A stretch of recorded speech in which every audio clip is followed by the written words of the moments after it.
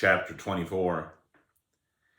And as the disciples were talking about these things, Jesus himself stood among them and said to them, "Peace to you." But they were startled and frightened and thought they saw a ghost. And he said to them, "Why are you troubled? And why do doubts arise in your hearts? See my hands and my feet, that it is myself. Touch me and see. For a ghost does not have flesh and bones, as you see that I have." And when he had said this, he showed them his hands and his feet. And while they still disbelieved for joy and were marveling, he said to them, "Have you anything here to eat?" And they gave him a piece of broiled fish, and he took it and ate it before them. Now, why did Jesus do this? What's the devotional quality of what I just read? What is this supposed to do for us 21st century Christians? Well, I would propose that it's simply a record of what happened. This is what happened.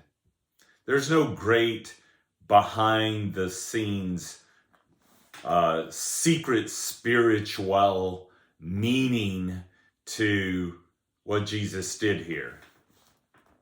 Jesus is risen from the dead. Jesus of Nazareth, Mary's son, the historical person that Pontius Pilate crucified with two other people at the Passover in Jerusalem, is risen from the dead.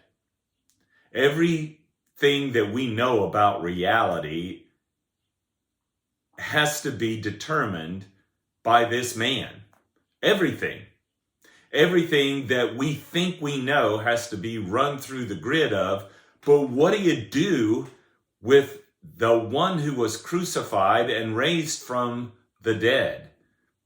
Physically raised from the dead, not a ghost, not a spirit, not an ideology. Jesus is not a philosophy. Jesus is not a philosopher. Jesus is the one risen from the dead. Everything about our devotional life, everything about our Christian faith has to be grounded on the physicality. And I learned that word from ESPN, several years ago. I'd never heard of that word before, but it really fits well. The physicality of God has to be dealt with when we're dealing with matters of faith.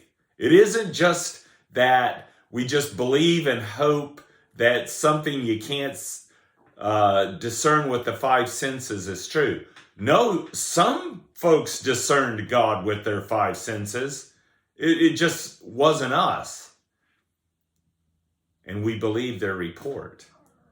We believe that there were those for whom the five senses were fully engaged in their faith.